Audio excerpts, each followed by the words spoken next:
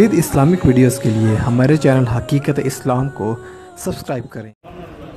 کلمہ توحید ہے تیری شہادت ہے حسین، تو نہ ہوتا تو نہ رہ جاتی صداقت ہے حسین، اور تیری قربانی نے زندہ کر دیا اسلام کو، وہ رہے گا تا ابد تیری بدولت ہے حسین، اور ملت اسلام کو ملتا ہے ایک درس حیات، کیسے بھولے ہم تیرا یوم شہادت ہے حسین،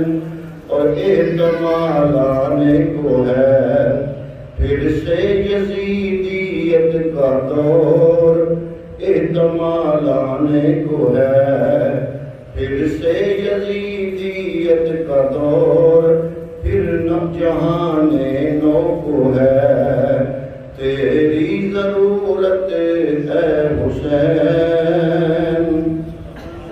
انتہائی قابل قدر قابل عزت ناظرین و سامعین، محرم الحرام کے دنوں میں مصطفیٰ کریم کے سچے محب حضور کا کلمہ پڑھنے والے اصل ایمان کی علاوت سے جو لوگ مستفید ہیں، ان کے دلوں میں محرم الحرام کے دنوں میں شہدائے کربلا اور پیغمبر اسلام کی یاد بیت اطہار کی محبت نئے بلبلے نئے ذوق و شوق سے دوبارہ تازہ ہو جاتی ہے، اور جب سے محرم کے دن شروع ہوئے آپ کی خدمت میں شہدائے سید الشہداء امام علی مقام اور شہدائے کربلا ان کا تذکرہ آپ کی خدمت میں پیش کیا جا رہا ہے۔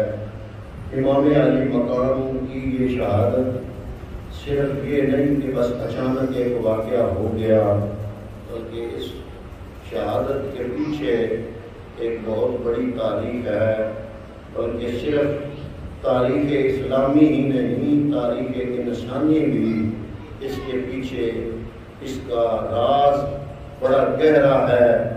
امام علی مقام کا صرف اتنا نہیں کہ آپ مکے سے چلے تو کربلا میں آئے، اور اس وقت کے اپنے آپ کو شیعان علی کہنے والوں کے خطوط پر لبیک کہتے ہوئے آپ کربلا کی طرف آئے۔ یہ کوئی اچانک حادثہ ہوا، اچانک واقعہ ہوا، یہ کوئی اچانک والا کام نہیں ہے، بلکہ امام علی مقام کی شہادت کا ذکر پیغمبر اسلام نے امام حسین کے بچپن سے ہی کر دیا تھا، اور ایک طرف گود میں ابراہیم علیہ السلام جو کہ حضور کے بیٹے تھے، دوسری طرف گود میں امام حسین تھے، اور حضور کبھی اپنے بیٹے ابراہیم علیہ السلام سے پیار کرتے اور کبھی اپنے بیٹے حسین علیہ السلام سے پیار کرتے۔ اتنے میں جبریل آیا، آ کے عرض کرتا ہے یا رسول اللہ صلی اللہ علیہ وسلم، آپ کو اپنے نواسے سے اور اپنے بیٹے سے بڑا پیار ہے، لیکن اللہ رب العالمین فرما رہا ہے ان دونوں میں سے ایک کو اللہ تعالیٰ اپنی بارگاہ میں بلا لے گا، ابھی اسی وقت بلا لے گا، لیکن انتظار کر رہا ہے آپ کی رضا اور مرضی کا۔ آپ کی مرضی کس پر ہے؟ اگر آپ کہتے ہیں تو ابراہیم کی جان لے لی جاتی ہے، اور اگر آپ کی رضا ہے تو حسین کی جان ابھی لے لی جاتی ہے۔ امام الانبیاء، 1.25 لاکھ نبیوں کے سردار، شفیع روز شمارہ، کائنہ مدار جناب محمد مصطفیٰ صلی اللہ علیہ وسلم نے ایک نظر ابراہیم علیہ السلام کو دیکھا، ایک نظر حضرت حسین کو دیکھا، اور جبریل امین سے کہا کہ اے جبریل اللہ کو جا کے کہہ دے کہ اگر ابراہیم کی موت بھی آ گئی تو دکھ صرف مجھے ہوگا، زیادہ غم مجھے ہوگا، زیادہ تکلیف مجھے ہوگی، اور اگر حسین کا روح نکل گیا تو مجھے بھی تکلیف ہوگی، اور میری لخت جگر، میری نور نظر سیدہ فاطمہ الزہرا سلام اللہ علیہا، میری بیٹی کو بھی صدمہ ہوگا، میں اپنا صدمہ برداشت کر لوں گا، اپنی بیٹی کا صدمہ مجھ سے دیکھا نہیں جاتا، اس لیے جا کے رب العالمین سے میری طرف سے عرض کر دے کہ میں حسین پر ابراہیم کو قربان کرتا ہوں۔ حضرات محترم، حضور کے اس جملے کے بعد آپ کی گود میں آپ کا بیٹا حضرت ابراہیم علیہ السلام ان کا انتقال ہو گیا۔ بعد میں جب کبھی دوڑتے دوڑتے بچپن کے عالم میں امام عالی مقام حضرت امام حسین میرے نبی کی خدمت میں حاضر ہوتے، کھیلتے کھیلتے آتے، حضور نبی کریم امام عالی مقام کو پکڑ لیتے، چومتے، کبھی رخسار چوم رہے ہیں، کبھی ماتھا چوم رہے ہیں، کبھی گلے پہ بوسہ دے رہے ہیں، کبھی آپ کے ہونٹوں کو چوم رہے ہیں، اور چوم چوم کے فرماتے اے میرے لاڈلے تو وہ ہے جس پر میں نے اپنا بیٹا ابراہیم قربان کر دیا تھا۔ حضرات محترم، امام عالی مقام کی شہادت بڑی مشہور تھی۔ حضرت ام سلمہ کی روایات تاریخ کے اندر اور حدیث کی کتابوں میں موجود ہیں۔ آپ کے ہاتھوں میں مٹی تھی، آپ فرماتی ہیں کہ پیغمبر اکرم نے یہ مٹی شیشی میں بند کر کے مجھے دی اور فرمایا اے ام سلمہ، جس دن یہ مٹی خون بن گئی، سمجھ جانا میرا لاڈلا حسین میدان کربلا میں شہید ہو گیا۔ حضرات محترم، مولا کائنات مولا علی المرتضیٰ کو بھی علم تھا۔ آپ اپنے زمانے میں ایک دفعہ سفر کرتے کرتے، مولا علی کا دور خلافت ہے، امام علی مقام کی شہادت سے کافی عرصہ پہلے کی بات ہے، حضرت علی المرتضیٰ اپنے زمانے میں اس سفر کرتے کرتے اس میدان میں سے گزرے۔ جب وہاں پڑاؤ ڈالا تو مولا علی نے فرمایا یہ وہ میدان ہے جہاں پر میرے بیٹوں کو شہید کیا جائے گا، یہاں پر ان کے اونٹ بیٹھیں گے، یہاں پہ ان کے کجاوے رکھے جائیں گے، یہاں پہ میرے نوجوانوں کی گردنوں کو کاٹا جائے گا، یہاں پر ان کے لاشیں پڑے ہوں گے، یہاں ان کے خیمے ہوں گے۔ ایک ایک جگہ کی نشانی لگا کے مولا علی المرتضیٰ شیر خدا نے بتا دیا۔ میں کہتا ہوں نبیوں کے امام کی دعا تو بڑی دعا ہے، میں تو کہتا ہوں ہمارے سنت والی جماعت کا نظریہ اور عقیدہ ہے، مولا علی کی بھی دعا میرا رب رد نہیں کرتا۔ مولا علی کوئی عام ہستی نہیں، مولا علی وہ ہے جو اولیاء کے سردار ہے، سرتاج الاولیاء ہیں، امام الاولیاء ہیں، مولا کائنات ہے۔ مولا علی المرتضیٰ کی دعا اللہ رب العالمین رد نہیں کرتا۔ اگر مولا علی کی دعا کرتے مالکا میرے لاڈلے حسین پر یہ مصیبت نہ آئے تو دعا قبول ہوتی، مصیبتیں ٹل جاتی۔ اگر مولا علی نے دعا نہیں کی، نبیوں کا امام پیغمبر اسلام، 1.25 لاکھ نبیوں کے امام جناب محمد مصطفیٰ صلی اللہ علیہ وآلہ وسلم کو بھی پتا ہے حسین پر ابراہیم قربان کر رہے ہیں لیکن دعا نہیں کر رہے۔ یا اللہ میرے حسین پہ یہ مصیبت نہ آئے، یا رسول اللہ دعا کیوں نہیں کر رہے؟ میں 10 محرم الحرام کی رات کو اپنی اس مسجد میں جو پروگرام تھا اس میں بھی عرض کر رہا تھا، امام حسین علیہ السلام آپ کی یہ شہادت صرف حسین کی شہادت نہیں ہے بلکہ نبیوں کے امام محمد مصطفیٰ صلی اللہ علیہ وآلہ وسلم کی سیرت کا ایک روشن پہلو اور باب ہے، اور حسین کا کربلا میں شہید ہونا نبیوں کے امام کی سیرت کی تکمیل ہے، اور حضور نبی کریم کی سیرت کے ابواب میں سے ایک باب حسین کا کربلا میں شہید ہونا۔ آپ سوچ رہے ہوں گے حسین کربلا میں حسین شہید ہو رہے ہیں، نبی کی سیرت کہاں پہ آ گئی، نبی کی سیرت کی تکمیل کہاں پہ آ گئی؟ تو حضرات محترم میں عرض کر چکا ہوں، پیغمبر اکرم صلی اللہ تعالیٰ علیہ وسلم کی زندگی میں ہر وصف کا ہونا ضروری ہے۔ اگر امتیوں میں سے کوئی امتی کسی درجے پہ فائد ہے تو ضروری ہے کہ اس کا نبی اس درجے میں نقطہ کمال پر ہو۔ ضروری ہے کہ اگر کوئی امتی کسی درجے پہ، کسی رتبے پہ، کسی مقام پہ فائد ہے تو ضروری ہے کہ جو امتی جس مقام پہ فائد ہے اس کا نبی اسی مقام میں نقطہ کمال تک اور نقطہ عروج تک ہو۔ اسی طرح جتنے بھی اوصاف ہیں، ایک خوبصورت وصف شہادت کا ہے، شہادت ایک وصف ہے، کوئی وصف اتنے تک مکمل نہیں ہوتا جتنے تک پیغمبر اکرم کی سیرت میں موجود نہ ہو۔ تو ضروری تھا کہ پیغمبر اکرم بھی آپ کی زندگی میں بھی شہادت ہوتی، آپ بھی شہادت کے رتبے پہ فائد ہوتے، آپ کے صدقے پھر امت شہید ہوتی تو شہیدوں کو مقام ملتا۔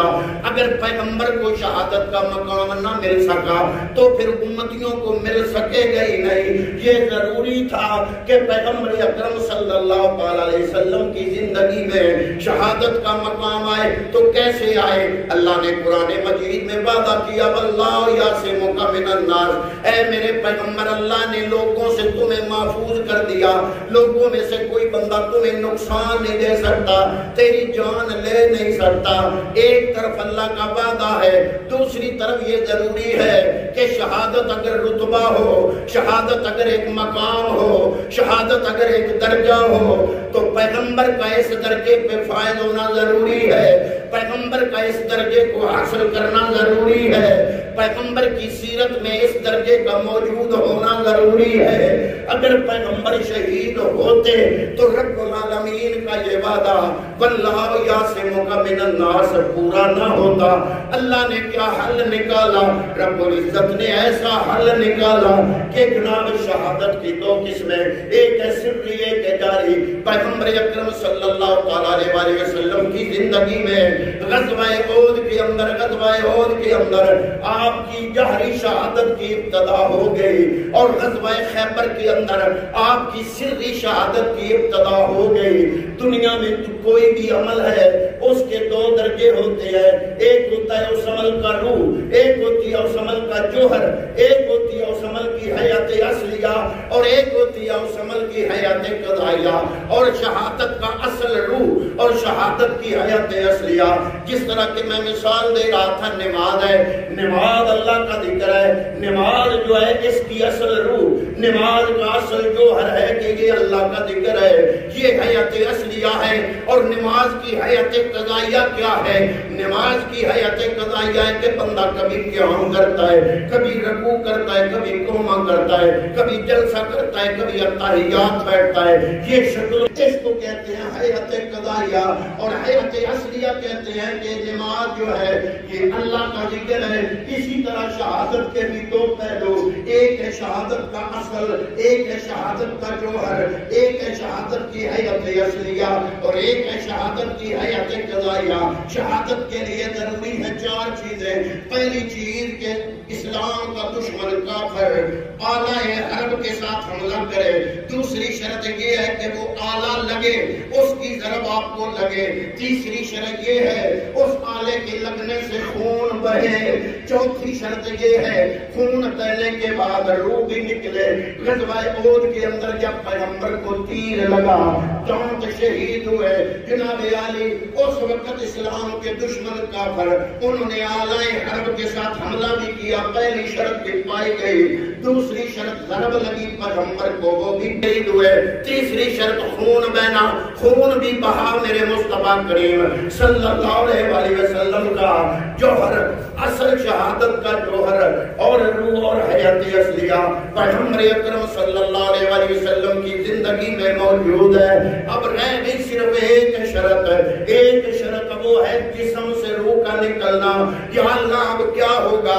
ادھر تیرا وعدہ واللہ یعصمک من الناس، لوگوں سے پیغمبر کو محفوظ رکھنے کا وعدہ، ادھر پیغمبر کو شہادت کا رتبہ بھی دینا ہے. فرمایا پیغمبر کی زندگی میں سری شہادت اس وقت شروع ہو گئی جب جناب غزوہ خیبر ہوا اور آپ کو زہر آلود گوشت کھلایا گیا.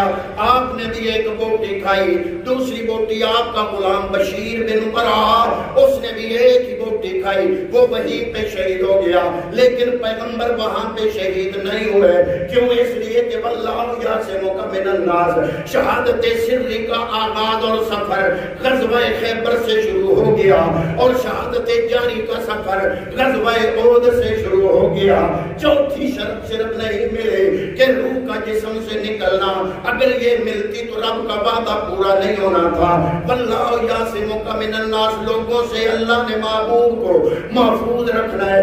اس کے لیے چاہیے تھا کوئی ایسا جسم ہو، کوئی ایسا جسم ہو جو نبی کے جسم کا عین تو نہ ہو لیکن نبی کے جسم کا غیر بھی، کوئی ایسا جسم ہو. چوتھی شرط پوری کرنے کے لیے چاہیے تھا کوئی ایسا جسم ہو جو نبی کا جسم تو نہ ہو، جسم کا عین ہوتا تو واللہ یعصمک من الناس یہ وعدہ پورا نہیں ہو سکتا تھا. اور شہادت کا رتبہ دینے کے لیے ایسا جسم ضروری تھا جو نبی کے جسم کا غیر بھی نہ ہو. اس کے جسم میں اور نبی کے جسم میں آپس میں رابطہ ہو، نسبت ہو. اور پیغمبر اکرم کا فرمان ہے کہ اے میری لخت جگر نور نظر، تم میری الفاطمہ تو خدا تو منی، فاطمہ میرے جگر کا ٹکڑا. مولا علی کے لیے فرمایا لخموں کا لخمی، جسموں کا جسمی، میرا جسم علی کا جسم، میرا گوشت علی کا گوشت. حسین کے لیے فرمایا الحسین منی وانا من الحسین، میں محمد حسین میں سے، حسین مجھ میں سے. اللہ نے فرمایا محبوب لوگوں سے بچانے کا وعدہ بھی پورا ہو جائے گا، تیری زندگی اور سیرت کا باب شہادت کے ساتھ اس کی بھی تکمیل ہو جائے گی. یا اللہ کیسے فرمایا تیرے لخت جگر، تیرے نور نظر. امام علی مقام حسین کو کربلا میں آنا پڑے گا.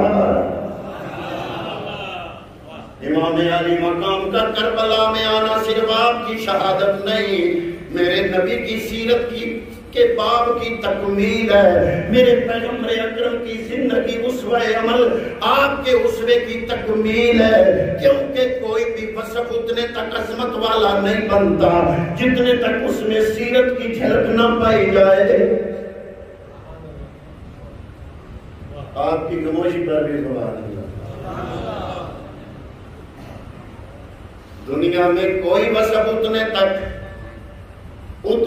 عظمت والا نہیں بنتا جتنے تک وہ سیرت میں ڈھلے نہیں. سیرت نبی میں ڈھلے گا تو رتبے والا بنے گا. اگر یہ شہادت کا وصف پیغمبر کی سیرت میں ڈھلتا نہ، یہ رتبے والا بنتا نہ. یہ ڈھلنا ضروری تھا. اس کے لیے پھر ایسے جسم کا انتخاب ضروری تھا جو نبی کے جسم کا عین بھی نہ ہو تاکہ وعدہ پورا ہو. واللہ یعصمک من الناس، لوگوں سے تجھے اللہ نے محفوظ رکھنا ہے اور شہادت کا رتبہ بھی ملے تاکہ وہ جسم کوئی نبی کا غیر نہ ہو بلکہ نبی کا اپنا جسم ہو. الحسین منی وانا من الحسین. بلکہ علامہ اقبال قلندر لاہوری نے کہا کہ نہیں یہ بھی معاملہ ٹھیک ہے، یہ پیغمبر کی سیرت کی تکمیل کا باب تھا شہادت حسین. لیکن یہ تاریخ پہلے سے آ رہی ہے. میں نے کہا کیسے؟ اقبال کہتا ہے اللہ اللہ پائے بسم اللہ پتر، معنی ذبح عظیم آمد پسر.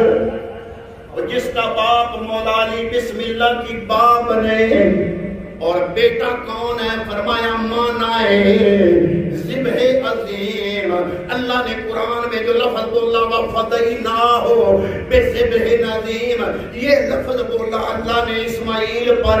یا اللہ تو نے قرآن میں لفظ بولا کہ اسماعیل بہت بڑی ذبح عظیم ہے، عظیم ذبح ہوا اسماعیل، حالانکہ اسماعیل بچ گیا، اسماعیل زندہ کھڑا رہا، دمبا ذبح ہوا۔ یا اللہ جب اسماعیل بچ بھی جائے پھر قرآن کہے ذبح عظیم، معنی سمجھ نہیں آ رہا۔ اللہ کا قرآن کہتا وَفَدَيْنَاهُ بِذِبْحٍ عَظِيمٍ، وہ ذبح عظیم تھی اسماعیل کا ذبح ہونا۔ یا اللہ وہ بچ بھی گیا پھر ذبح عظیم کیسے؟ اقبال کہتا ہے مجھ سے پوچھو میں بتاتا ہوں، اقبال کہتا ہے اجمال را تفصیل بود، اجمال رہا، اجمال اسماعیل کا لیٹنا، ابراہیم کا اسماعیل کے گلے پہ چھری رکھنا، وہ اجمال تھا، اس کی تفصیل دیکھنا چاہتے ہو؟ امام حسین کو کربلا کے صحرا میں دیکھو۔